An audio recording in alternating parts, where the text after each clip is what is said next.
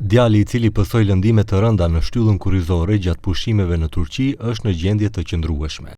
Drejtori I klinikës për traumatologji, Igor Mexhanovski, informoi se edhe pse dje kishte temperaturë të lartë, analizat kanë treguar se nuk ka ndonjë infeksion dhe tashmë ka filluar terapia fizikale.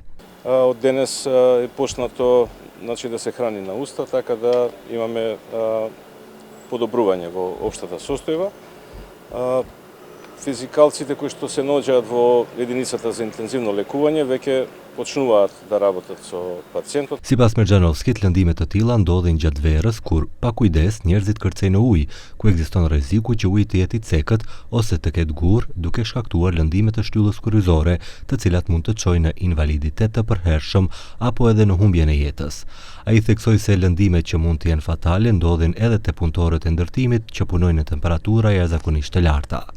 Имаме доста пациенти кои што паѓаат се на работа, од градежни работници имаме, кои што се паднати, имаме пациенти кои што возат возило, колабираат од топлината, губат, нели, кажавме за денешниот случај, така да има доста пациенти кои што се паднати како колабирани и настанати фрактури.